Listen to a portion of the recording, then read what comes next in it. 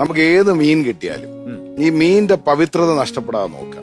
അതായത് ഉള്ള വെളിച്ചെണ്ണയൊക്കെ വാരി ഒഴിച്ച് ഉള്ള മുളക് പൊടിയൊക്കെ വാരി തേച്ച് നശിപ്പിച്ച് അത് പൊരിച്ച് കരിച്ച് എന്നെ കണ്ണൊക്കെ വെളിച്ചാടി ഒരുമാതിരി ഈ ശ്മശാന മൂകതയിൽ നമ്മളെ ഈ ശ്മശാനത്ത് ക്രിമേഷൻ കഴിഞ്ഞു വന്ന കണക്കിരി. അതല്ലാതെ ആ മീനിനെ വളരെ മനോഹരമായി ഒരു വാഴയില അങ്ങോട്ട് വിരിക്കുക.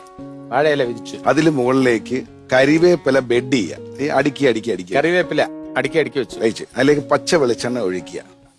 പച്ച വെളിച്ചെണ്ണ ഒഴിച്ചതിന് ശേഷം ആ കരിമീനായാലും ചാളയായാലും ലേശം പച്ച വെളിച്ചെണ്ണയും ഉപ്പും കുരുമുളകും പെരട്ടുക.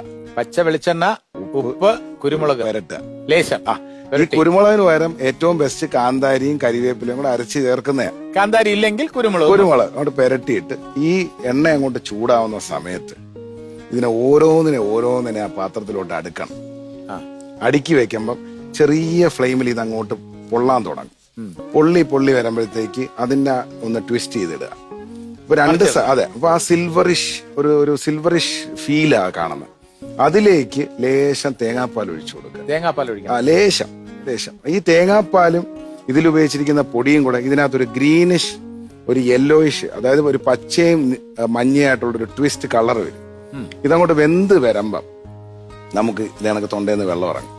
ഇതിനെ പൊക്കിയെടുത്ത് വീണ്ടും ഒരു വാഴയിലേക്കകത്തോട്ട് അങ്ങോട്ട് വെച്ചതിന് ശേഷം നല്ല വെള്ളയപ്പോ അല്ലെങ്കിൽ ഇഡ്ഡലിയോ എടുത്തിട്ട് ഈ മസാലയും ഈ മീനും കൂടെ മേളി വെച്ച് നല്ലൊരു ഫീല് കിട്ടും. കഴിക്കുക. ഒരു ബോയിൽഡ് ഫിഷിന്റെ എഫക്റ്റ് ആണ്. ബോയിൽഡ് എന്ന് പറയാൻ പറ്റില്ല, വെളിച്ചെണ്ണ വീണിട്ടുണ്ട്.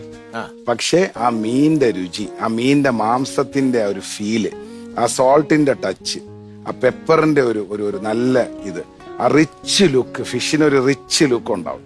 അപ്പൊ നമുക്ക് പറയാം ഡൈനിലേക്കൊക്കെ